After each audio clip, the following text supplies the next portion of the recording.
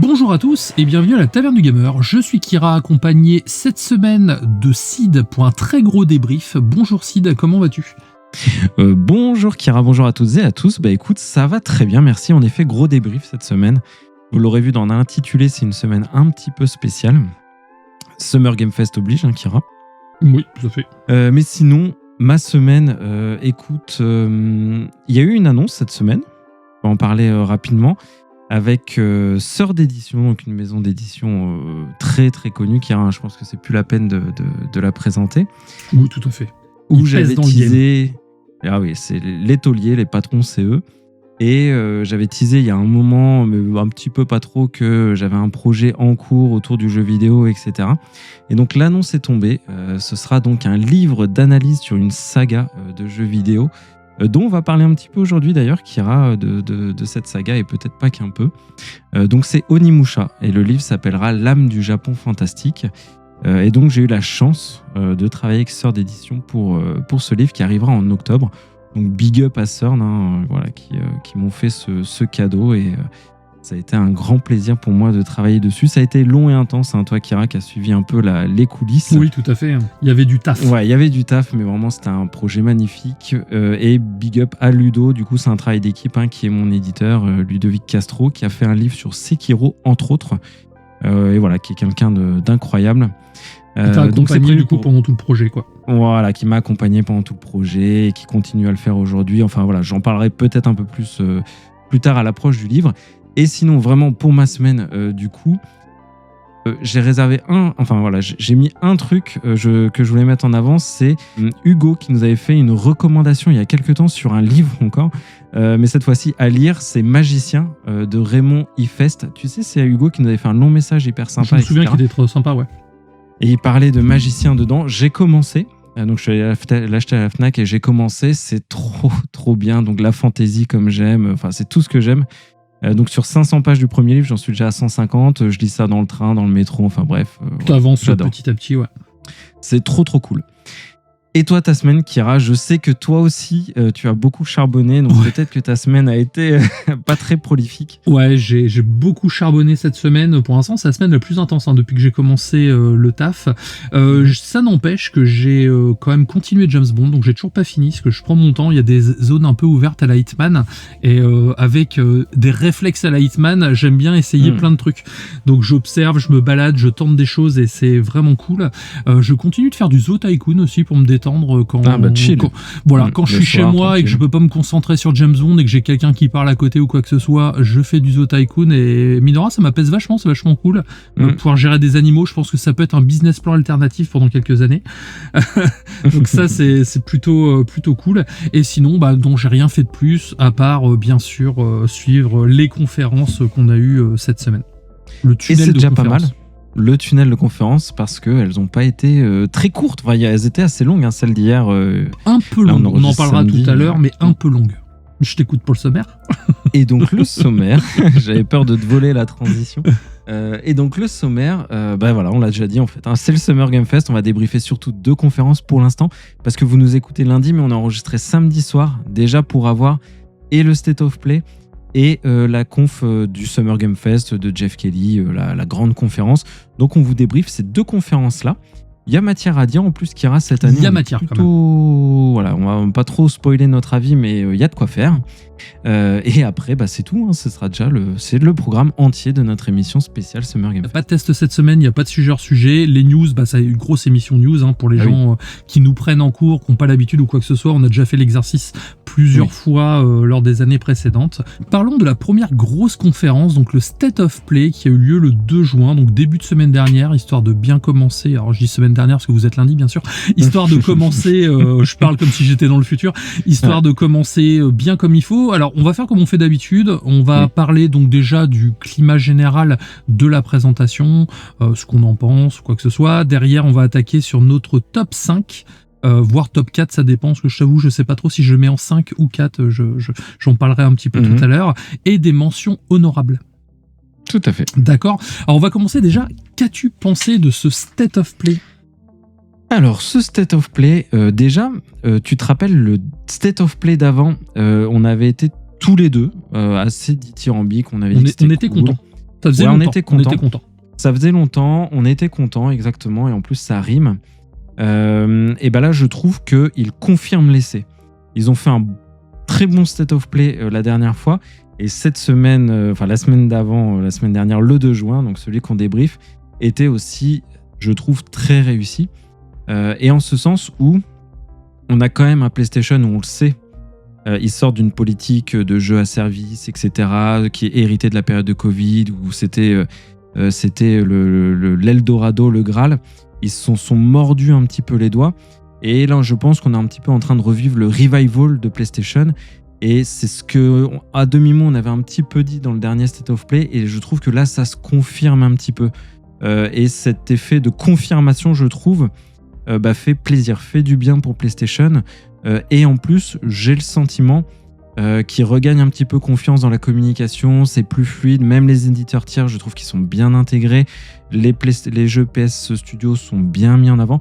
Enfin, je trouve, si tu veux, j'ai trouvé ça plus fluide, plus rythmé, plus assumé, plus volontaire presque dans la présentation, ce qui fait que c'est un show très agréable à regarder. Et les jeux, on en parlera, mais vraiment, tu me poses la question sur le format, voilà, l'ambiance en général. Voilà, c'est ça que ça m'a donné comme sentiment, quelque chose de maîtrisé, de confiant, qui passe bien et finalement qui se regarde très bien.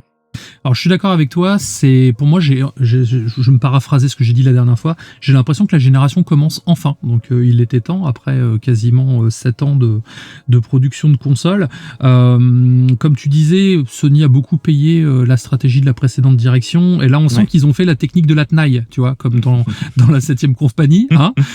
T'as un gros jeu Sony en début de conf, un gros jeu Sony en fin de conf, et après ils ont mis la lumière sur des jeux éditeurs tiers qui vont arriver chez PlayStation. Je trouve que c'est le bon rythme, en fait, ça permet de voir déjà plusieurs styles de jeu, il y en a pour tous les goûts, et c'est vrai que ça fait plaisir.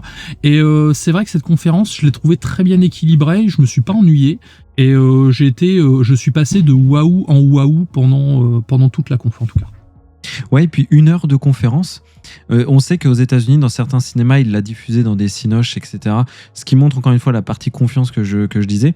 Et pour illustrer aussi ce que tu disais, parce que j'adhère, pour la partie éditeur tiers, je trouve que parce que le rythme était bon, parce qu'en effet PlayStation donnait bien la lumière sur ces jeux et ils en avaient à présenter, je trouve que aussi ça servait de je sais pas comment de coup de projecteur sur les éditeurs tiers qui au centre étaient finalement bien mis en avant, parce que tu l'as dit, t'as un waouh en début de conf, donc t'as toute l'attention qui est portée du coup après sur les éditeurs tiers, et après tu reviens sur du PlayStation. Enfin tu vois, je trouve que c'était autant une belle conférence et pour PlayStation et aussi pour les tiers qui se sont incrustés dedans. C'est ça, ça a permis de voir pas mal de choses. Il y a eu des petites mises en avant, donc on va en parler justement. Ouais. On va commencer du coup, comme on fait d'habitude, par le fameux top 5. Donc on va commencer par le 5e jeu. On fait 5, 4, 3, 2, 1. Mention honorable si tu en as en fin de comment dire, de mini-chronique directement. Quel est ton top 5 à toi? Quel est le 5e jeu où tu l'as vu, tu fais ah ouais, c'est cool, ça me tente? Alors c'est un jeu qui te plaira pas, Kira, ça c'est sûr. Et je sais pourquoi, on en a déjà parlé, mais je persiste et signe, ça me fait envie. Néanmoins, je te le fais un peu en mode Perfora, tu sais, comme on fait des fois. Néanmoins. Cependant, c'est un jeu auquel je jouerai pas beaucoup parce que je suis une quiche, j'adore leur jeu. Ils ont fait un jeu à licence en animé très connu. Ils sont experts vraiment dans leur domaine. Est-ce que tu l'as toujours pas? Non, je l'ai toujours pas, tu vois. Toi, c'est l'aspect design qui te plaît pas du tout. Marvel Token? Voilà. Ah ouais, non, le design, je peux vraiment pas. Ouais, pour dire, il est complètement passé sous les radars, le truc. J'ai vu les persos, il y a des persos qui ont l'air cool, mais le design, non, ça le fait pas. Ouais, je le sais. Et en fait, moi, je sais aussi que ça te plaît pas en termes de design, et je sais aussi que c'est pas un jeu pour moi, parce qu'encore une fois, les jeux pour moi, je suis vraiment une quiche. Et là, c'est Arc System Works qui est derrière, qui sont les tauliers en termes de jeux de combat. Enfin, ils ont fait Guilty Gear, Blaze Blue, Combat 2D, ouais. Dragon Fighter Z, exactement. Là, ils ont montré plus de personnages. C'est vrai, par contre, je trouve que les designs qu'ils ont montrés étaient un peu moins clivants. Tu vois, le Carnage. Le Carnage est absolument magnifique. Je trouve Carnage est cool, le Fatalis est sympa aussi. C'est l'Iron Man, en effet, où on a plus l'aspect un peu samouraï à la japonaise. Enfin, ils ont vraiment mixé, c'est ça l'influence, hein, mixer le comics à l'animé japonais. Et ben moi, ça marche.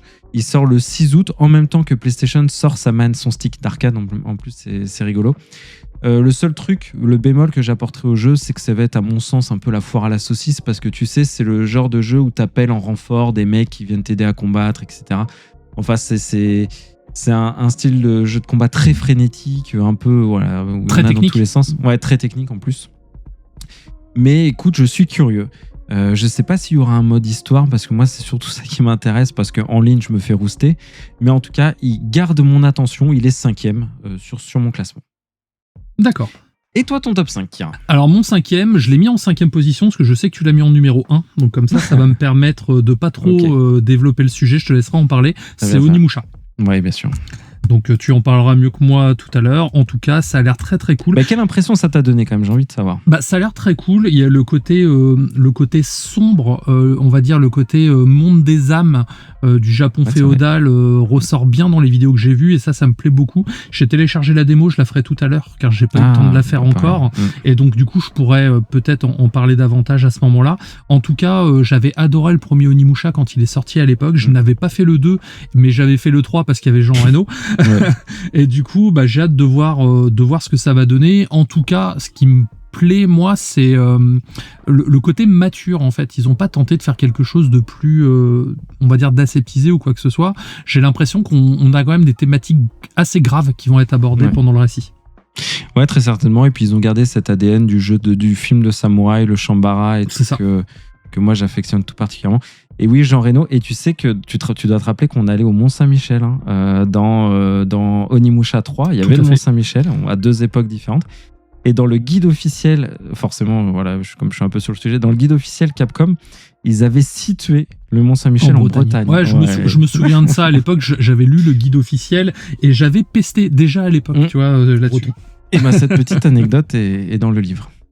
Donc, ton top 4. On en reparle un petit peu tout à l'heure. Mon top 4, on reste au Japon. C'est un jeu très japonais.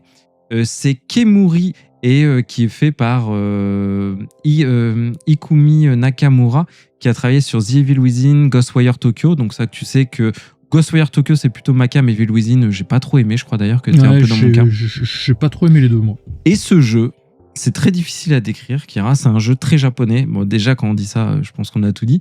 Mais c'est un jeu d'action où il y a des possessions de yokai. Donc, les yokai possèdent visiblement la ville, Kemuri City. Et on incarne des chasseurs de yokai qui vont devoir un petit peu se bastonner dans tout ça. Et il y a ce système un petit peu de possession, de pouvoir des yokai, etc., qui a l'air très sympa, très singulier, très diversifié. Et c'est un jeu qu'on peut faire en solo et visiblement jusqu'à 2 joueurs en coop en ligne. Et ça me plaisait bien. Ça peut être marrant, avec un côté, ça peut être marrant et un côté, tu vois, très frénétique, très aérien, très urbain, un peu ça m'échappe. Alors, Crazy Taxi, j'ai pensé à Crazy Taxi alors que ça n'a absolument rien à voir, mais dans ce côté un peu frénétique, urbain, etc. Ouais, ok. Et bon, moi, ça me chauffe bien pour ce côté un peu déjanté, un peu déluré, très japonais, etc. Ça a été, si tu veux, souvent dans une conf, il y a un jeu comme ça qui est une surprise, et là, ça en a été une pour moi. D'accord. Est-ce que ne serait-ce que tu t'en souviens de ce jeu ou pas du tout? Je m'en souviens pas du tout. Et voilà. Je pense que mon top 4, tu ne vas pas t'en souvenir non plus. Vas-y, on t'écoute. À ton avis. Alors, c'est un jeu indépendant. Jeu indépendant. Est-ce que c'est adapté d'un autre jeu Banchos de Chef. Exactement, c'est le spin-off de Dave the Diver qui était mon jeu de l'été il y a 2 ans je crois, que j'avais adoré, et donc pour moi c'était une petite surprise de voir ça. Donc c'est pas la plus grosse licence de ma liste, hein, bien sûr, mais le fait de jouer Bancho dans le passé quand il commence à faire ses gammes de chef et justement d'orienter le gameplay sur la cuisine me tente beaucoup. Et donc du coup quand j'ai vu ça je me suis dit obligé quoi, c'est un jeu pour moi, j'aime bien le personnage, j'aime bien l'univers, donc je suis pressé d'essayer ça. Tu as raison, il serait passé inaperçu, sauf que j'ai pensé à toi direct, parce que je sais que tu avais aimé... C'était quoi le jeu de base? Tu viens de le redire, mais il m'échappe. Dave the Diver. Dave the Diver, merci. Et je crois que c'est à lui qu'on a apporté le poisson dans le jeu, c'est ça? Le poisson que tu pêches, tu l'apportes à lui? C'est ça. En fait, c'est lui qui gérait le fameux restaurant, c'est lui qui faisait la cuisine en fait, et c'est lui qui nous apprenait au fur et à mesure à gérer le restaurant. Et là, on va le voir quand il est tout jeuneau, qu'il apprend à faire ses sushis et tout, ça va être excellent, et on va être vraiment dans un style différent parce que là, on était dans un style pixel art 2D sur une île paradisiaque, voilà, le roguelite, et là, on va se retrouver dans quelque chose de plus globetrotter. On va être dans plusieurs endroits différents et tout, et ça me tente beaucoup. Et c'est plus un jeu à la Overcooked, non? C'est complètement Overcooked. T'as une liste de plats qui doit arriver, que tu dois composer, genre de trucs. Voilà, et que tu dois faire au fur et à mesure et tout, avec une grosse composante narrative à côté, et c'est ce que j'aime, donc voilà. On sait si ça va être jouable en coop en local ou pas encore? Pour l'instant, ils n'ont pas annoncé. Alors après, peut-être qu'ils vont faire un mode coop comme ils font avec Overcooked, ce qui pourrait être sympa. Après, vu que Dave the Diver n'est pas du tout coop, je sais pas là. Ok. Ton top 3? Mon top 3 a moyen d'être dans ton top. Je pense que les 3 prochains, tu les as. Hein, là. Attends. Non, mais genre, tu connais mon top, là, c'est sûr. Les 3 ah, tu crois? Ton top, je pense, je suis sûr que je l'ai. J'hésite. Non, je pense que j'ai ton top 3. Sauf que celui-ci, je sais pas, j'hésite. On se débriefera après. Donc, mon top 3, c'est un studio français. Déjà, est-ce que tu as un studio français dans ton top? Pas du tout. Ah, bon, alors, tu l'as pas. C'est un petit bonhomme, c'est un jeu de plateforme. Je pensais que... Ah, Rayman. Bah oui, Rayman Legend. Non, il est dans mes mentions honorables. Il est dans tes mentions honorables. Ok, bon, alors je connais ton top, je sais ce qu'il y a dedans. Donc, Rayman Legend, c'est cool quand même. Rayman Legend. C'est cool quand même, tout à fait. J'aime bien Rayman Legend, je sais que j'ai beaucoup aimé, et c'est vrai que la présentation m'a beaucoup plu également. En fait. J'ai trouvé ça hyper beau, mais vraiment. Pour moi, un des derniers jeux 2D comme ça en plateforme qui m'a vraiment fait... tu sais que j'adore ce jeu, c'est le Super Mario Wonders. Voilà, ça c'est le Graal, j'ai trop aimé. Et là, j'ai trouvé que dans la palette de couleurs, dans l'animation, dans ce que le jeu présente à l'écran, on est de ce niveau-là, et pourtant, encore une fois, je le porte en très très haute estime. Donc, si j'ai bien compris, c'est une reimagine un peu, c'est une... Oui, il réinvente Rayman Legend de 2013. Avec... voilà, cette fois, en plus, il y a beaucoup plus de...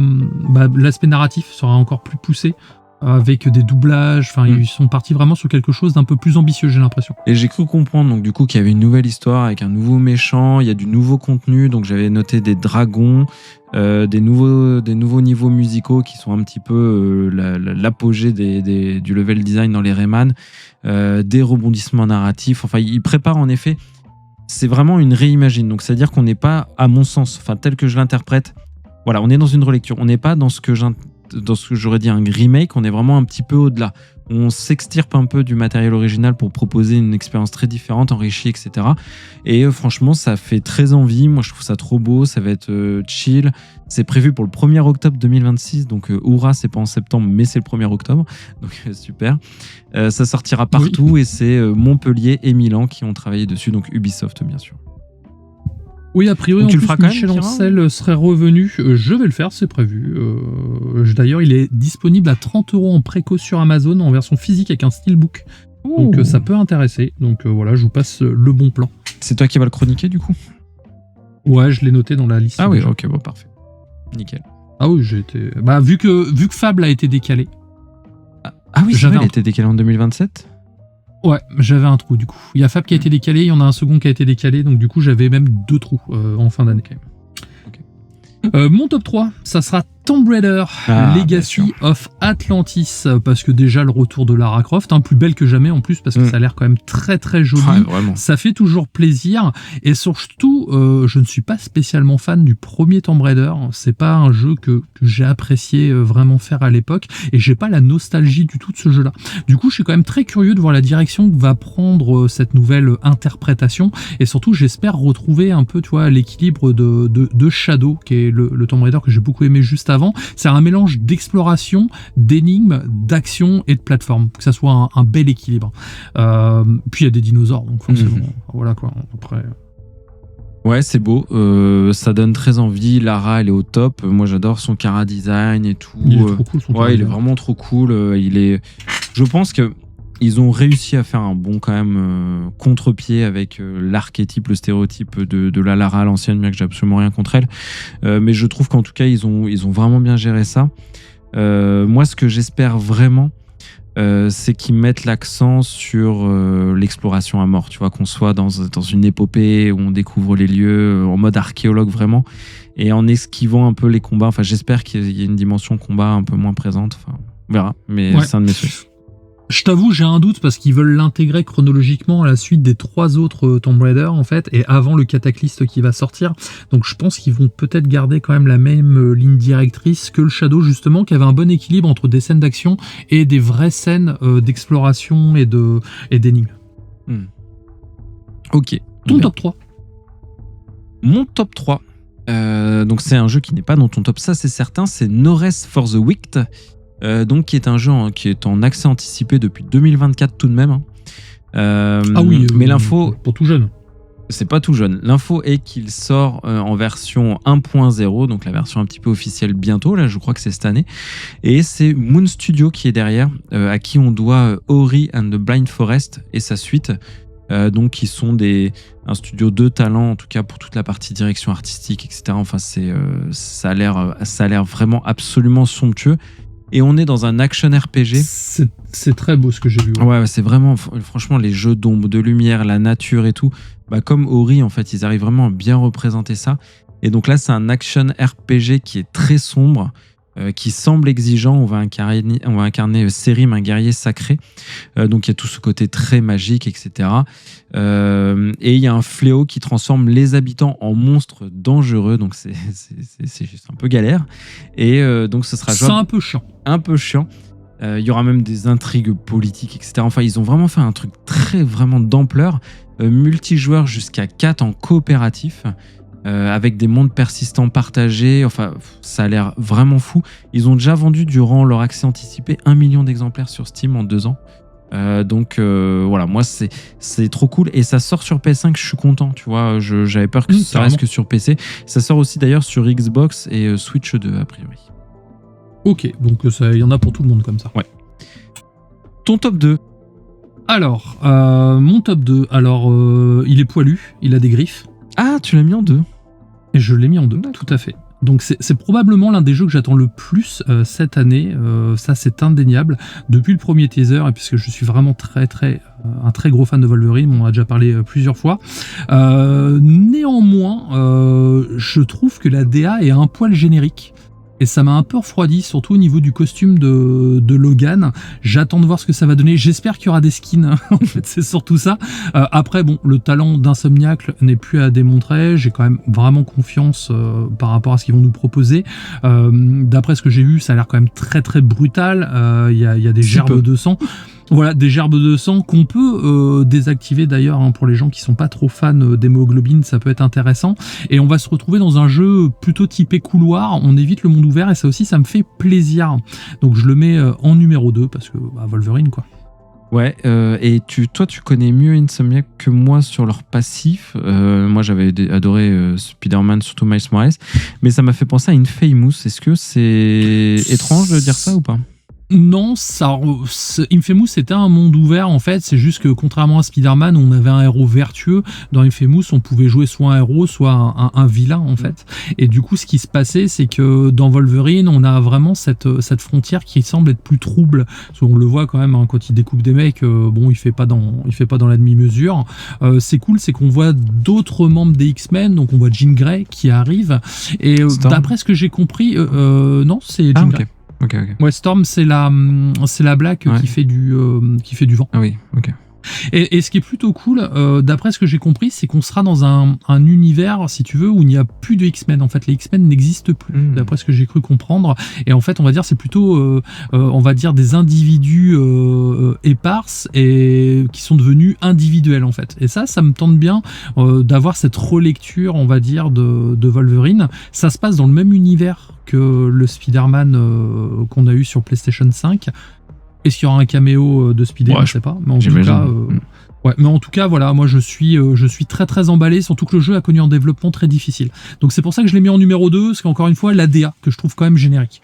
Eh ben écoute, j'avais oublié Wolverine. Alors que c'était le truc d'ouverture, moi je l'ai pas mis dans mon top. Je pensais que tu avais parlé soit de Silent Hill, soit Until Dawn en deuxième. Mais ok, ouais, c'est Wolverine. Ouais, en fait, ça, tu vois, autant au début j'étais chaud, moi ça me tente un peu moins. Mais après, je suis pas trop super-héros alors que j'adore les X-Men. Mais c'est vrai que c'était vraiment très sanglant. Hein. Ils ont pas lésiné, ce que je trouve être un point fort, hein, parce qu'on avait peur qu'ils aseptisent un peu le truc. Voilà, qu'ils aseptisent le truc pour le rendre public. Carrément cool. Donc ouais, je le ferai certainement pas.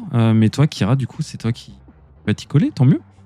Oui, tout à fait. Je suis pressé. Après, il va sortir dans le tunnel de sortie du mois de septembre. Là, où on va enchaîner. Il y a Blood of Dawn Walker juste avant. Il y a Star Wars Racer. Enfin, il y a trop de trucs là qui arrivent en même temps. Et toi, ton numéro 2 on en est au 2 là? Non, on en est au premier. C'est mon top 1 là. Non. Si. Bah non, je viens de faire. Ah oui, je viens de faire le 2 et on l'a en au top 1. Et toi, ton numéro 1? Bon, on reste en septembre. Hein.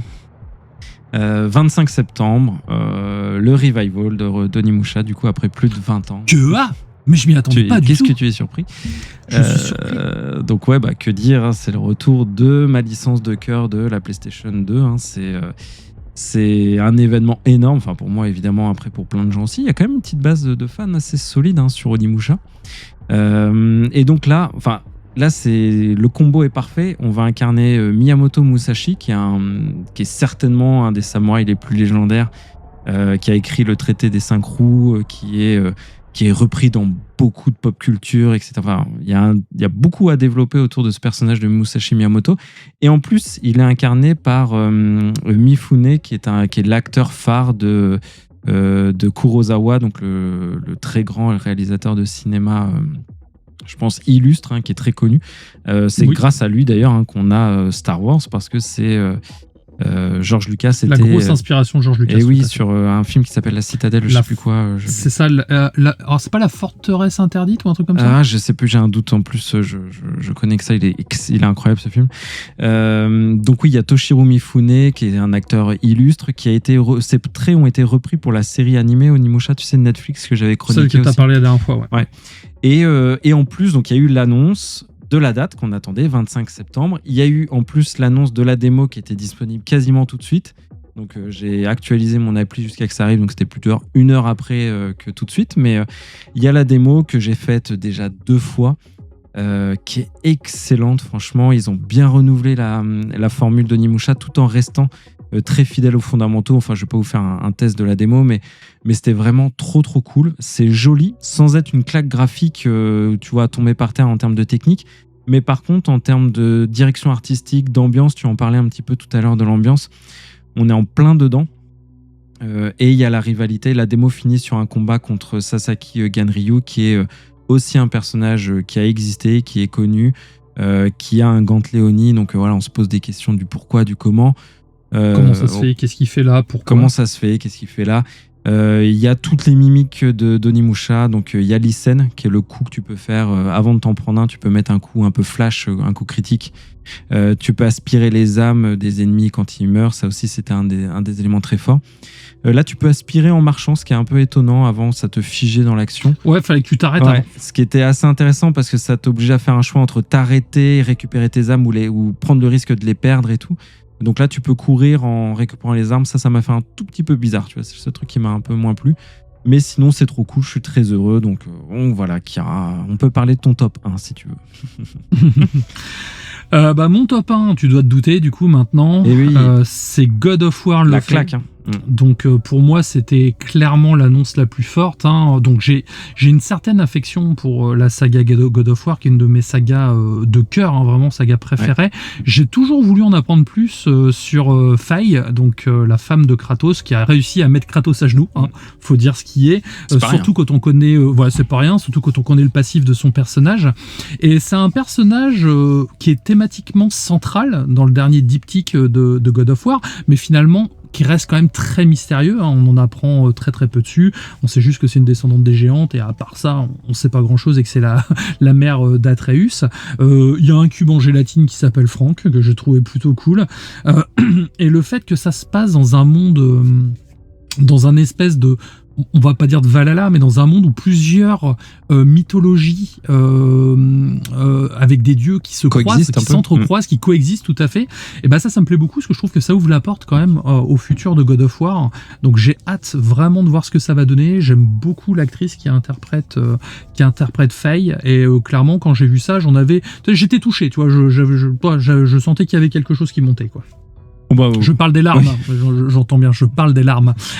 Tu n'es pas Ryo Saiba. Voilà, je ne suis pas Ryo Saiba. Alors, que dire ? Bah écoute, je suis d'accord, un moment très fort. J'ai trouvé la présentation extrêmement généreuse, extrêmement surprenante. Moi, c'est la partie gameplay qui m'a beaucoup attiré parce que tu vois, ça a l'air plus aérien. C'est plus aérien, c'est ça. Ça fait plus penser à un Devil May Cry. Complètement. Et moi, bah, ça, tu sais que c'est complètement ma cam aussi. Bon, j'étais très content pour toi. Je savais que ça allait être dans tes grosses annonces. L'actrice, en effet, est top. L'héroïne, je la trouve géniale. Le cube, je suis fan. Ça m'a fait penser à Donjons et Dragons à mort. Ouais, le cube de gélatine de Donjons et Dragons. Ouais. Moi, j'ai une théorie, je me demande si c'est pas un cube de Métatron, vu que tu sais, plusieurs univers divins, entre guillemets, pourquoi pas rajouter un peu de christianisme dans l'histoire, et surtout le cube est une forme en fait qui apparaît dans énormément de religions, et ça c'est quelque chose du coup qui m'intrigue beaucoup en tout cas. Et est-ce que ça pourrait être, tu penses, un concept art, je sais pas comment dire, provisoire pour ne pas révéler quel serait le sidekick de cet épisode parce qu'il y a un twist, je ne sais que sais-je, comme ils avaient fait, tu sais, pour Donkey Kong Banza où ils avaient présenté une pierre avant de montrer que c'est Pauline. Est-ce que tu penses qu'il peut y avoir quelque chose de ça ou pas ? Moi, j'y ai pensé. En fait, j'y ai pensé plusieurs fois parce que je me suis dit... parce que j'ai vu des théories complètement foireuses de mecs qui disaient oui, c'est parce qu'elle est fan de Donjons et Dragons et tout. Enfin ouais, mais si tu commences à mettre du méta dans une histoire qui se veut sérieuse, en fait, c'est déjà laisser 80% des gens sur le carreau, ce qui serait dommage. Je trouve ça dommage. Et au contraire, donc oui, c'est possiblement pour pouvoir cacher la personne. Surtout que c'est Jack Quaid, le doubleur. Donc Jack Quaid qui est quand même assez connu maintenant, surtout depuis The Boys. Et ça serait dommage d'avoir une personne qui fait de la mocap avec sa voix sans utiliser son physique pour autre chose. C'est pour ça que je pensais au cube de Métatron, parce que le cube de Métatron a plusieurs vertus, dont celle de pouvoir transformer les choses. Et donc je me demande si ce serait peut-être pas ça la quête, c'est qu'on commence avec un cube de gélatine et finalement le twist c'est qu'il se transforme et qu'on voit vraiment qui c'est derrière, tu vois. Bon, écoute, moi c'est ma théorie personnelle. Mais non, mais ça se tient, et en tout cas, moi je me suis dit, tiens, c'est peut-être provisoire. Mais en tout cas, moi j'ai trouvé ça plus féerique aussi, j'ai trouvé que c'était sympa, tu vois, plus coloré, tout dans c'est coloré. Ouais, c'est bien. Et comme tu dis, le mix des divinités, donc il y a Sekhmet, l'égyptienne un peu badass, qui fait très charismatique, et Bekhtse, un dieu tibétain qui est absolument incroyable avec sa crinière de feu et tout. Enfin, je trouve le folklore absolument magnifique, bien retranscrit, ça très dépaysant. Et tu vois, en voyant ce trailer, je me dis, mais en fait, God of War, on est qu'au début, quoi. Parce que si tu commences à aller dans les Tibétains, tu peux aller dans Quetzalcoatl, des Aztèques, etc. Enfin, c'est infini, tu vois. Enfin, ça peut être incroyable, quoi. Non, et puis déjà, quand tu vois God of War, donc Kratos a quand même traversé, entre guillemets, une sorte de voile, on sait pas comment, où il s'est retrouvé de la mythologie grecque à la mythologie nordique, en fait, donc ça implique que forcément, il doit y avoir d'autres mythologies ailleurs. On voit même, au début dans le 2018 et aussi un petit peu dans Ragnarok, on voit qu'il y a quelques peintures qui représentent éventuellement d'autres dieux et tout, donc il teasait déjà de base, et donc ça laisse la porte ouverte. Après, j'aime beaucoup Kratos, c'est un personnage vraiment que j'adore, surtout depuis God of War 2018 où là il est beaucoup plus profond, mais le fait de jouer un autre personnage, ça permettrait peut-être d'avoir des spin-offs, peut-être avec des budgets moindres, et surtout qui permettrait de découvrir d'autres choses de cet univers qui est quand même extrêmement vaste. Ouais, carrément. Autre point aussi, il faut penser, c'est que Faye, la hache Léviathan de Kratos lui appartenait. Donc c'est une guerrière, hein. C'est pas une femme au foyer, c'est pas une femme fragile, c'est pas la princesse Peach, quoi. Genre la fille, elle sait se battre. Je pense qu'on l'a compris dans le trailer. Hein. Voilà, et on l'a vu dans le trailer. Voilà, et du coup j'ai vraiment hâte de la jouer parce que comme tu disais, le fait d'avoir un combat plus félin, plus aérien en fait, ça change complètement la donne au niveau des mécaniques du jeu en fait. Et ça m'intrigue énormément. Et c'est là où je disais, quand je disais que PlayStation a pris confiance et ils ont fait quelque chose de bien avec leur PS Studio, c'était une très belle présentation, une longue présentation où ils ont mis du temps mort, de l'action, enfin, ils ont osé, tu vois, même en entrant très fort avec Wolverine, en faisant du temps long, ils ont osé.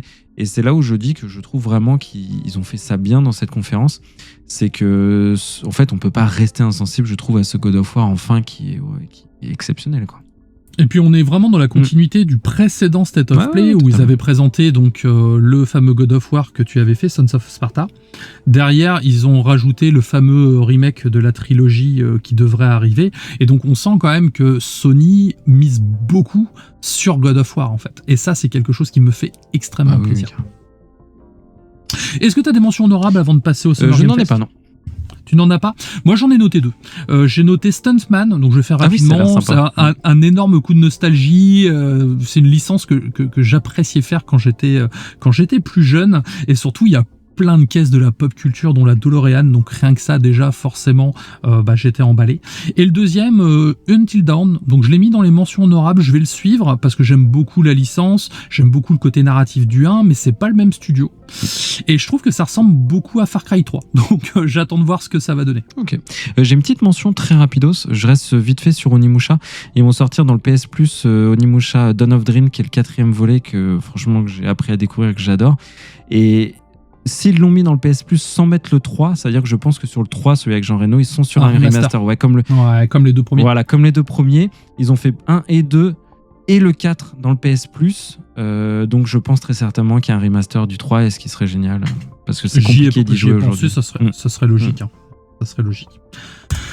Du coup, Summer Game Fest, gros morceau également. On va commencer déjà par la conf. Qu'as-tu pensé de la conf en général, la présentation, ou aussi tout simplement l'event Summer Game Fest?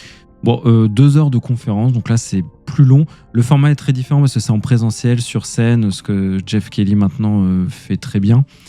Et étonnamment, je vais être plus court, je pense, sur toute cette partie du Summer Game Fest, parce que moi aussi. Même les jeux, on verra, parce que finalement, il y a parfois plus du teasing que du vrai trailer, etc.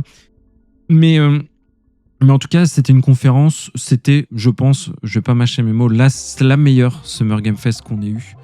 Oui, ça, il n'y a pas photo. De format, de rythme, de jeu, de présentation, d'invités. De temps d'équilibre entre le temps de parole, les trailers, la durée des trailers, les moments pubs. Je trouve qu'avec le temps, Jeff Keighley, et même grâce aux Game Awards en fin d'année, on voit que tout ça est peaufiné, tout ça est de mieux en mieux. Et en fait, c'est fluide, ça marche bien. Juste le stream, des fois, il déconne un peu, mais bon, voilà. Ouais, il a beaucoup déconné, j'ai vu. Il a pas mal déconné. Je le suivais avec Joueur du Grenier, justement. Ils ont galéré toute la soirée à rafraîchir le stream. C'était un peu chiant. Mais sinon, vraiment, je trouve qu'on peut ne pas aimer le personnage, mais aujourd'hui, Jeff Keighley est celui qui, navré de dire, il pèse, et c'est celui qui met le mieux les cérémonies de jeu en avant. En fait, si on aime la cérémonie, les émissions, les moments qui sont là pour célébrer le jeu, il n'y a que lui qui le fait aussi bien. Voilà. Que ça plaise ou pas, c'est mon avis. Et de fait, on a eu une conférence exceptionnelle. Enfin, moi, je l'ai trouvé vraiment très très bonne du début à la fin. Alors oui, 2 heures, c'est long. Mais des fois, 2 heures, on a l'impression que c'est 5 heures. Là, au moins, les 2 heures, elles faisaient 2 heures. Oui, c'est long, mais voilà, quoi. Ah, je t'avoue, moi, 2 heures, c'était long. À la fin, j'avais un peu envie de crever quand même. Alors, c'est peut-être parce que j'étais fatigué. Ouais, il était tard en plus. Mais je t'avoue, j'ai été... la fin, c'était long. En fait, ça a très bien démarré. Et quand on a commencé à arriver, tu sais, où ils ont fait... J'ai rigolé. Les micros annonces de jeux Switch, là où il y a eu 3 petits jeux, tu sais, qui sont arrivés en l'espace de quelques secondes. Après, j'ai trouvé vraiment que ça n'en finissait plus. Tu vois, c'était toujours... Ouais, mais il y a ça. Ouais, mais il y a ça. Ouais, mais il y a ça. Et il y avait ce côté un peu gargantuesque... qui m'a un peu, j'étais claqué aussi, mais qui m'a un peu flingué ma fin de conférence. Néanmoins, c'est la meilleure conférence Summer Game Fest que j'ai vue depuis la création. Pour moi, ça vaut pas encore le 3, parce que le 3, il y avait quand même quelque chose, et puis le 3, c'était un event qui durait sur plusieurs jours. Mais en l'état, c'est quand même très très cool d'avoir un accès aussi direct à de la nouveauté, à du gameplay, à de la cinématique, et ça c'est bien ça. On va commencer, ton top 5. Alors mon top 5, tu vas être étonné qu'ils soient en 5. Ouais. C'est Veronica. D'accord. Resident Evil Code Veronica. Mais il est un peu plus haut dans mon top. Ouais, j'en ai aucun doute, mais je pense que tu vas capter pourquoi je l'ai mis en 5. C'est que finalement, d'accord, il est teasé, mais c'est pour dire qu'il existe. Voilà, on a proprement parlé rien vu. Donc je suis très content, je suis chaud de fou, ça va être génial. Enfin voilà, j'émets aucun doute ou réserve. À part que j'aimerais bien que ce soit pas en FPS quand même, parce que bon là c'est Code Veronica. Non, à mon avis ils vont faire comme pour Resident Evil 3, tu sais, tu commences à aller en FPS quand elle est dans son appartement, et après on est à la 3e personne, et je pense qu'ils vont faire pareil. Dans les faits pour l'instant je ne sais pas, mais voilà, on en a tellement peu vu que je le positionne en 5, mais c'est un potentiel top 1 évidemment, parce qu'on aime tous les deux ce jeu, c'est un remake d'un jeu incroyable. Voilà, que dire, c'est un plaisir de retrouver Claire. Le teaser était rigolo avec la mamie française là, qui essaie de te faire avec bouffer son ses accent gâteaux là. bien français et tout. Non, c'est drôle. Enfin, J'ai sursauté moi sur la fin juste la fin de la bande-annonce quoi. C'était très bien, pas de problème, mais voilà, c'est pas assez pour vraiment m'enthousiasmer. D'accord. Moi en numéro 5 j'ai mis Star Wars Zero Company. Ah oui c'est vrai, il y a eu ça. Le tactical par les créateurs de XCOM qui se passe pendant la guerre des clones. En plus il y a tout un côté customisation de personnages qui me plaît énormément, tu sais que j'adore ça dans les jeux, je pourrais y passer des heures et là on peut customiser du coup sa petite escouade et puis encore une fois la période guerre des clones c'est cool parce que mine de rien on se concentre beaucoup actuellement au niveau de Star Wars sur le post-épisode 6 et avant épisode 7. Là on arrive on va dire à quelque chose de plus rafraîchissant et j'ai vraiment hâte d'essayer celui-ci qui est prévu du coup en septembre, donc ça en fait un. Bah écoute, il y a de quoi faire. Ouais bah je crois que je vais craquer le PVL juste pour tous les jeux de septembre. Ton top 4? Mon top 4 est une nouvelle licence créée par Patrice Désilets, qui est le créateur d'Assassin's Creed. Est-ce que ça commence peut-être à te parler, Karen? Ça me parle un petit peu. Le studio, c'est Panache Digital Games. Et le jeu, c'est 1666 Amsterdam. Qui est un jeu d'action-aventure à la 3e personne en monde ouvert dans Amsterdam. À l'âge d'or un petit peu néerlandaise, je pense. Cité, oui, c'est ça, tout à fait. Vu que c'est à Amsterdam. Donc une cité voilà, de plein de richesses, etc. Et on incarne Noah Brooklyn, une descendante Zédaris, chargée de préserver l'équilibre du monde. Un petit peu sorcière, hein, je dirais quand même. Enfin, il y a beaucoup de sorcières. Ça a l'air d'être complètement une sorcière, tout à fait. J'ai même cru que c'était Assassin's Creed Exe au début. Donc, Eh ben écoute, non, visiblement. Et on nous promet un monde évidemment ouvert où on va gérer, où on va créer plutôt de la sorcellerie ancestrale pour des combats un petit peu tactiques. Ça m'a fait penser un peu à Dishonored aussi dans l'approche, parce que il y aura un petit compagnon, Aaron, qui est, tu sais, un chat noir, qui permet de faire des petites phases d'infiltration. De chat. Ouais, où on pourra faire un peu cette dualité de gameplay. Donc le prologue est gratuit, en accès anticipé sur PC uniquement. Et si j'ai ma Steam Machine dans l'année, hein, si Valve se décide, bah, tu vois, ça va être un truc que je ferai en accès anticipé. Je l'ai mis dans les mentions honorables, donc voilà. Donc c'est un jeu, je l'ai pas mis dans mon top tout simplement parce que c'est un jeu accès anticipé Steam pour l'instant. Et c'est vrai que généralement les jeux accès anticipé, j'en parle pas trop. Je préfère attendre que le jeu soit complet. Je comprends.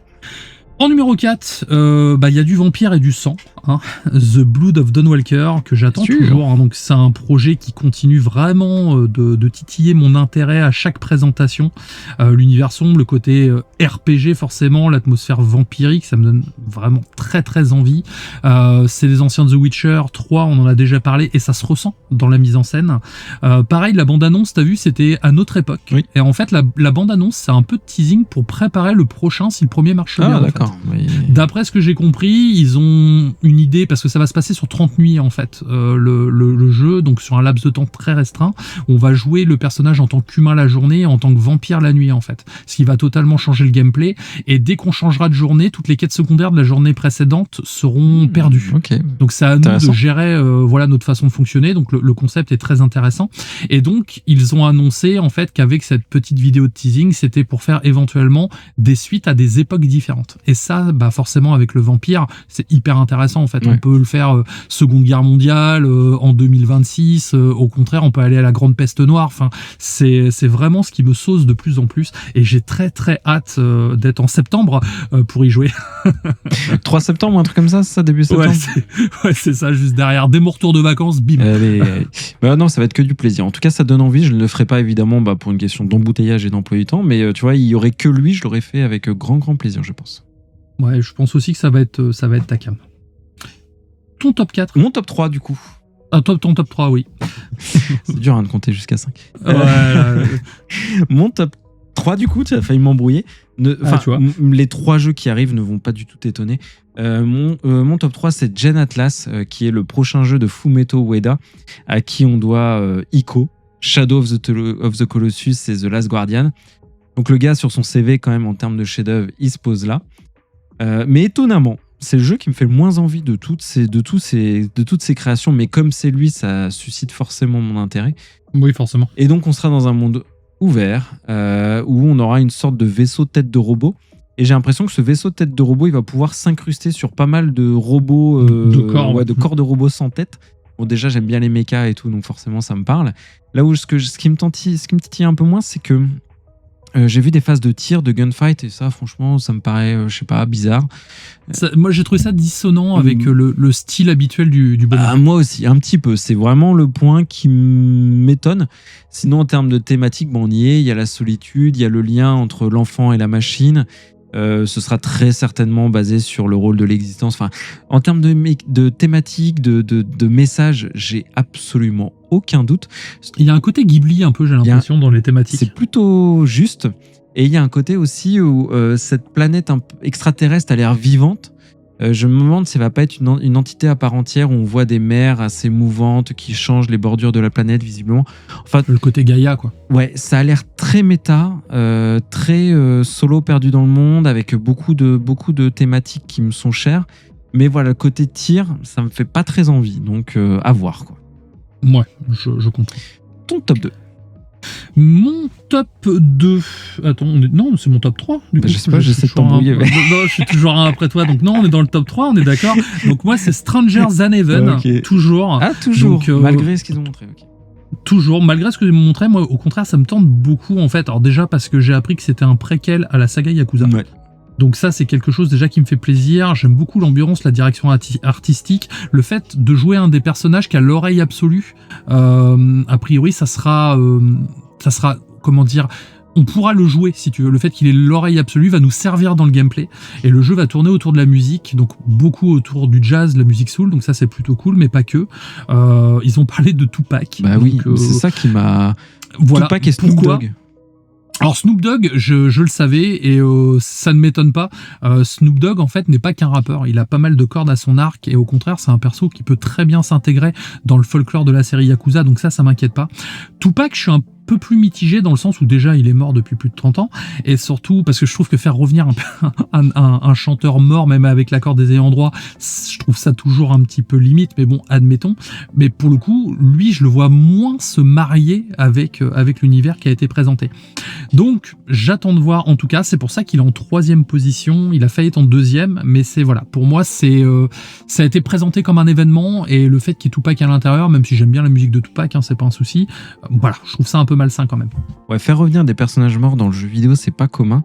Désolé de parler d'Onimusha, mais il y avait eu le cas quand même, l'acteur d'Onimusha 2, qui était Matsuda, Yusaku Matsuda, qui est un acteur immensément illustre là-bas, au Japon, et qui les avait fait revenir aussi avec l'accord de sa femme qui avait pas mal aidé. Mais sinon, j'ai pas vraiment d'exemple. Ouais, mais dans son cas à lui, en fait, c'était déjà assez, c'était déjà assez raccord avec la personnalité du bonhomme, ouais. Et surtout avec, avec sa filmo de base. Enfin non, c'est un chanteur, je crois. Non, c'était un acteur. Un acteur, ouais, il avait fait une série, il avait fait un détective d'ailleurs. Voilà, c'est bon, c'est ça. Là, Tupac, quand il l'avait fait revenir dans un comment il s'appelait le jeu de baston avec tous les rappeurs là, je me souviens. Jeu de baston, Parapaz the Rapper. Non, un jeu de baston avec Def Jam. Quand il l'avait fait revenir dans Def Jam, c'était normal si tu veux, parce que c'était un protagoniste parmi d'autres, et surtout c'était tous les labels de rap américains, donc là ça se tenait en fait. Là clairement, qu'est-ce qu'il vient foutre dans Stranger Than Heaven en fait? C'est ça qui me qui me bloque un peu, parce qu'encore une fois, là on est quand même très très éloigné de l'ADN du personnage. Alors je sais que les fans de Tupac étaient chauds patates ou quoi que ce soit, moi pour le coup c'est mon gros bémol de la présentation, parce que c'est pas ce que je voulais voir. En revanche, Snoop Dogg, je suis content, parce que je l'aime bien. Ton top 2. Voilà, bien. T'as vu, je suis. Hein. Stellar Blade, Blood Rain, évidemment. D'accord. J'avais adoré le premier Stellar Blade. Là, Shift Up remet le couvert. Sans PlayStation à l'édition, cette fois-ci, auto-publié. Donc, ce ne sera pas, je pense, une exclusivité. Ce sera la suite directe de Stellar Blade que j'ai chroniqué. Donc, si vous voulez avoir mon avis dessus, référez-vous à la chronique. Et on a une nouvelle protagoniste, donc Evie. Et clairement, Evie, c'est Gum, hein, ou avec Alita. Ouais, Alita, exactement, avec des relents de Ghost in the Shell quand même pas mal, je trouve, même dans les chorégraphies, dans la mise en scène et dans la ville cyberpunk énorme qui fait penser beaucoup à Blade Runner aussi, un mix entre Blade Runner et Ghost in the Shell. Et c'est ça que j'ai aimé, c'est que on passe d'un monde post-apocalyptique à une ville ultra urbaine, cyberpunk, très grosse densité de ville, building immense. Et en fait, c'est génial. Enfin, moi, j'adore cette imagerie. plus que le Cyberpunk 2077 qui avait quand même, tu sais, un côté très néon, très tape à l'œil. Là, t'as quand même... Pour le coup, c'est ce que je préfère, moi, le côté néon tape à l'œil, années 80. Là, t'as un côté plus tech, ancienne technologie, etc., un peu vieillie, sableuse, etc. Bah, vraiment la Ghost in the Shell. Et donc, ça me fait très envie. Je sais que sur le gameplay, ils vont être au top parce qu'ils l'ont été. Enfin voilà, tout m'a fait envie et j'ai hâte d'en savoir plus. Donc, pas de date, hein, mais ça arrivera un jour. Oui, et puis après, le studio est quand même assez... a l'air d'être assez performant. Je crois que Stellar Blade, ils l'ont développé en 4 ans à peine. Là, ils ont déjà récupéré pas mal d'assets. Ils ont déjà... là, c'est du peaufinage, on va dire. Donc, je pense que le jeu va pas sortir dans si longtemps que ça. Oui, et puis ils ont budget illimité avec leur gacha qui fonctionne d'enfer, là, Nikkei qui s'appelle. Il y a eu des collabs Stellar Blade et des collabs avec plein d'héroïnes de tout un tas de choses. Donc, ils ont l'argent, ils ont le talent. Bon, bah voilà. Surtout s'ils s'auto-publient. En plus. Ton top 2. Alors mon top 2, c'est Resident Evil Code Veronica. Voilà. Donc Resident Evil Veronica tout court, c'est comme ça qu'ils l'appellent. Déjà ça s'annonce énorme, hein, parce qu'on en parlait la dernière fois lors de notre test de Resident Evil 9. C'est un jeu qui mérite quand même d'être mis au goût du jour, car c'est un jeu qui a vraiment vieilli sur plein d'aspects. Donc là je suis content de le voir passer, on va dire, à la truelle du RE Engine. Le fait de rejouer Claire également, parce que c'est ce qui manque quand même, ça reste un ancien personnage de la saga, et le problème des anciens personnages féminins, c'est qu'ils ont un peu été mis de côté. Et ça, c'est quelque chose qui m'a... Voilà, ça, encore plus avec elle. Ça, c'est quelque chose qui m'embêtait. Là, je suis content de la revoir venir. Et je pense que de tous les Resident Evil, c'est vraiment celui qui en a le plus besoin. Oui. Donc c'est pour ça que je l'ai mis en top 2. Comme je te disais tout à l'heure, le côté FPS, moi je pense que c'est juste un effet de style comme ils ont fait, parce qu'ils aiment bien jongler entre les deux, surtout sur le 3. Donc ça m'inquiète pas plus que ça. Et j'espère par contre qu'ils vont retoucher un petit peu le scénario pour deux trois petites choses que j'avais trouvé un peu too much à l'époque. Donc voilà, j'ai beaucoup d'espérance, on va dire, sur ce jeu. Je pense qu'ils n'ont pas le choix, parce que en plus, quand tu passes d'une vue FPS troisième personne sur des moteurs modernes, il y a une mise à l'échelle qui est pas tout à fait la même, et le jeu était très dense, très long, etc. Donc je pense qu'il faisait 30 heures. Dans ces eaux-là, je pense qu'il faut le raccourcir, en fait. C'était beaucoup trop long, ce Resident Evil. Oui, et puis c'est l'intérêt d'un remake, c'est que les remakes, donc, ils réinterprètent pas mal de choses. Ils l'ont fait sur R2, 3, 4, donc carrément, je pense qu'ils vont le faire, et qu'en fait, la nouvelle chronologie de Resident Evil va intégrer ce nouveau Veronica, et donc on fera fi de l'ancien, sauf pour les gens qui ont envie de jouer à l'ancien. En tout cas, je pensais que c'était ton premier, donc ton premier, je pense que c'est un autre que j'ai en tête, dont tu adores les films, mais on verra. Oui, voilà. Tu dois le savoir. Et je pense que tu as évidemment mon top 1, donc qui est... Ouais, attends, je coupe le micro pour pas t'entendre en parler. Non, mais je savais pas si on était bien au top 1. Donc oui, on en est au top 1. Si, on en est au top 1. Donc Final Fantasy VII Révélation. Donc j'ai beaucoup fait de théories sur le R, que ce serait rebuild, etc. Eh ben non. Des fois, ils se sont pas fait chier là, hein. Ils ont pris un générateur de noms aléatoires. Non, ça m'a fait penser à Silent Hill Révélation. Après, ce sera évidemment, je pense, en lien avec c'est l'épisode des révélations, donc le troisième c'est là qu'ils expliquent certaines choses. Et dernier volet, bien sûr, qui va conclure l'épopée. Donc ce que j'ai apprécié dans la présentation, c'est qu'ils l'ont fait en 3 étapes. Donc d'abord un trailer.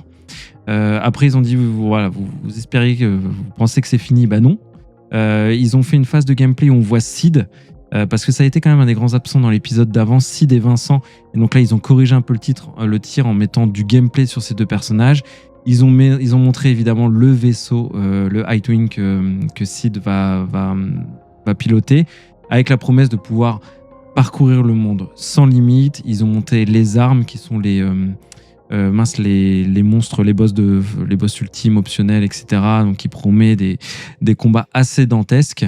Et ils ont fini par un 3e trailer, là où on pensait aussi que ce serait fini, ça ne l'était pas, où ils nous ont montré Junon. Ils ont montré aussi des swaps de classes dans les personnages, donc on peut passer sur un mage par exemple, un mage rouge je pense, ou un mage noir sur Tifa, je crois que c'était ça l'exemple. Écoute, moi je me suis arrêté quand j'ai vu que c'était Final Fantasy, j'ai coupé le stream, donc je te crois sur parole. Ouais, je crois que c'était ça. Ils ont montré évidemment la météorite qui est arrivée, enfin voilà. Une très belle présentation, enfin j'ai aimé. Il sort partout, donc PS5, Switch 2, Xbox Series XS, donc il y a moyen qu'on le voit dimanche, enfin, vous le saurez. Sur Windows évidemment, il sort partout, et prévu pour le printemps 2027, donc ça a été la petite surprise, c'est que ça arrive quand même assez rapidement. Et donc je t'ai spoilé ton top 1, je crois, mon cher Kieran. Tout à fait, mon top 1, hein, donc c'est clairement l'annonce que j'attendais le plus. Hein. C'est pour moi le meilleur survival horror qui existe, donc c'est la suite, Alien Isolation 2. Pourquoi ? Parce que depuis la sortie de ce jeu-là, je trouve qu'il n'y a aucune IA dans le jeu vidéo qui a été aussi performante que les xénomorphes qu'on avait au cul. Donc ça, c'est le jeu qui me fait le plus peur. À chaque fois que je joue à ce jeu-là, même si je le connais par cœur, je sursaute encore et j'ai été pas mal terrorisé avec. À l'époque, je le faisais par session d'1 heure, parce que j'étais trop sous tension avec le casque et dans le noir. Et donc du coup, ça a été très compliqué. Et surtout, ce qui me fait plaisir, c'est que c'est le retour de Creative Assembly aux manettes qui ont fait le premier jeu. Donc voilà, ça sera mon top 1 de la conférence. Moi, je dis, Kira, il y avait juste un truc dommage sur cette annonce, c'est qu'il l'ait pas appelé Aliens Isolation. Ça aurait été, pour un petit coucou aux fans, ça aurait été mieux. Ouais, mais non, parce que Aliens, l'intérêt d'Aliens, en fait, c'était de transformer la menace individuelle en menace collective. C'est-à-dire, on avait l'esprit de ruche et on avait énormément de xénomorphes, et c'est ce qui faisait, et c'est ce qui donnait le côté, le côté oppressant. C'est le fait d'avoir énormément d'aliens et le côté militaire, surtout. Hein, les aliens avaient des carapaces sur la tête, on avait les Marines, les choses comme ça. Là, le fait de rester sur du Alien, c'est-à-dire, on reste sur l'ADN du premier jeu Alien, en fait, contrairement à Aliens, tu vois. En fait, Alien 2, Aliens, c'est une suite, mais ça pourrait être un peu pris comme un spin-off, tant l'ADN est différente du premier. Et j'y pense, je parlais de films d'horreur aussi tout à l'heure, et le jeu Saw, à gameplay asymétrique, où il y aura un joueur qui va jouer, je pense, les mécanismes terribles, les 3 qui vont devoir survivre. Est-ce que ça t'a tenté un peu à la Dead by Daylight ? Alors, je trouve ça quand même trop malsain d'aller torturer des mecs, même dans un jeu vidéo, je t'avoue. Donc, même si j'aime beaucoup les films Saw, plus par plaisir coupable, hein, je veux dire, parce que c'est pas du grand cinéma, c'est pas le genre de jeu qui m'intéresse. Et en 2 mots, The Wolf Among Us 2, bonne annonce ou pas bonne annonce ? Bonne annonce, le premier était très cool. Après, j'ai hâte de voir ce que va donner celui-ci. Les jeux Telltale, je suis déçu des dernières productions, donc j'en attends pas grand-chose. Celui-ci était bien. Celui-ci était très bien, tout à fait, mais ça n'empêche qu'à chaque fois qu'ils font des suites dernièrement, je suis toujours un poil déçu, donc à voir ce que ça va donner. Il l'accompagne en plus d'un remaster, évidemment, et ça je trouve ça logique. Ce qui est quand même plutôt cool. Après, s'ils font un doublage intégral français, je pense que ça peut être intéressant, parce que je connais beaucoup de gens qui n'ont pas pu y jouer parce que les jeux Telltale parlent très vite, et surtout on a des choix où on doit les faire très rapidement. Et je pense que pour ces gens-là, pour éviter de les laisser sur le carreau, ça pourrait être intéressant. Et je sais que sur les derniers, ils avaient fait un doublage français, donc pourquoi pas. J'ai mis quelques mentions honorables, et toi ? J'en ai pas. Non, vas-y. Alors, le premier, c'est The Last Ronin. Donc, Tortue Ninja par Platinum Games. On n'a rien vu. Ouais, on n'a rien vu du tout, mais le fait que ce soit annoncé, c'est à l'heure actuelle... Voilà, c'est à l'heure actuelle ma BD préférée des Tortues Ninja. C'est un petit peu le Old Man Logan, le impitoyable de l'univers des Tortues Ninja, et je suis très content de voir ça. Je suis pas un grand fan des jeux de Platinum Games, mais toi oui. Mais par contre, je suis un gros fan des Tortues Ninja, donc à voir ce que ça va donner. Derrière, l'extension de Mafia The Old Country. Alors là, je l'avais pas vu venir. Une extension scénarisée. Plutôt cool quand j'ai vu ça. Voilà. Donc ça, c'est quelque chose qui m'a fait énormément plaisir. Donc j'ai hâte de voir ce que ça va donner. Il y a un autre jeu qui s'appelle Crossfire. Alors, je connais pas du tout la licence. C'est vrai. Je connais pas du tout. Ouais, c'est nouveau. J'ai juste vu. Tu sais, il était dans la série qu'on avait The Next Level. Secret Level, qu'on avait chroniqué déjà, ouais. Et il y avait un épisode Crossfire, et donc maintenant on sait pourquoi. Ça a l'air plutôt joli, et j'ai c'est pas les anciens de Naughty Dog. C'est par les anciens de Naughty Dog, et surtout ils ont fait tout un système de cover en fait où le personnage va bouger différemment en fonction de la couverture qu'il va avoir en face de lui. Et ça, c'est quelque chose dans le côté jeu d'infiltration qui me plaît beaucoup, donc j'attends de voir ce que ça va donner, même s'il faut pas se leurrer, ça a l'air un peu générique vu comme ça. Et dernière mention honorable, là tu vas être surpris, parce que c'est un jeu que j'attendais pas spécialement, mais ce que j'ai vu là m'a plu, c'est Star Wars Racer. Ah bah alors, ok. Je suis pas jeu de course, mais le fait qu'il y a un côté narratif qui intervient avec des choix entre les courses et tout, c'est quelque chose qui me fait extrêmement plaisir, et je t'avoue, je suis très tenté finalement. Donc voilà, et puis 1666 Amsterdam, tu en as parlé tout à l'heure, je l'ai mis aussi dans mes mentions honorables parce que encore une fois c'est un early access, mais voilà, c'est un jeu que je vais suivre avec la plus grande attention. Et écoute, on pourra jouer à Star Wars ensemble, parce qu'il me tentait bien. Enfin, moi je le dis depuis le début, mais je suis content de te rallier à ma cause. Et là on a fait 10 jeux et quelques mentions, mais il y en avait 50 annonces en tout en 2 heures. Donc il y a eu du Gundam, j'étais content. Guild Wars 3, trop content, et on a un ami en commun. D'ailleurs, Big Up voilà, à Nounours, Big Up à Nounours. qui va être chaud, je pense. Virtua Fighter, Grandin 2, le saut dont je parlais tout à l'heure. T'as vu Virtua Fighter qui semble s'être inspiré de Street Fighter, ouais. avec un monde ouvert où tu peux te balader ça et me tout. tente bien, Et je trouve que c'est une très bonne idée. Mm. Ouais, c'est une très bonne idée. Il y a le crossover Wuthering Waves et Cyberpunk Edge Runner, donc qui fait très envie parce qu'il y a la série animée Cyberpunk Edge Runner qui est trop cool, et là ils font un crossover avec. Enfin moi ça m'a tenté. Et il y a de Hitman, un crossover aussi avec Hitman. Enfin je regarde la liste, il y avait beaucoup de choses, mais 50 en tout, on peut pas tout. On peut pas tout traiter, carrément. On n'a pas eu trop de jeux à service aussi cette année, c'est plutôt cool. Là, je pense qu'on a enfin passé cette mode un peu dégueu. Donc, j'ai hâte de voir ce que ça pourrait donner. En tout cas, sortir un MMO maintenant, faut quand même avoir des bollocks. Ouais. C'est pas spécialement le jeu qui fédère le plus, surtout quand on voit la jeune communauté de joueurs qui joue beaucoup à des jeux. Plutôt des jeux à service, Fortnite, ouais, etc.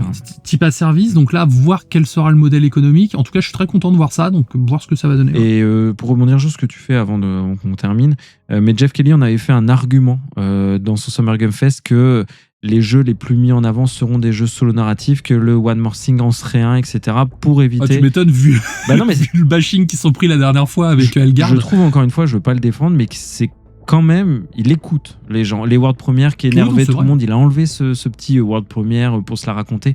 Il l'a enlevé, il a commencé par un message de guerre des consoles, il a fini par un message anti-guerre des consoles, en disant on s'en fiche de la plateforme, on s'en fiche de vos goûts. Ce qui compte, c'est de jouer. Bah ouais.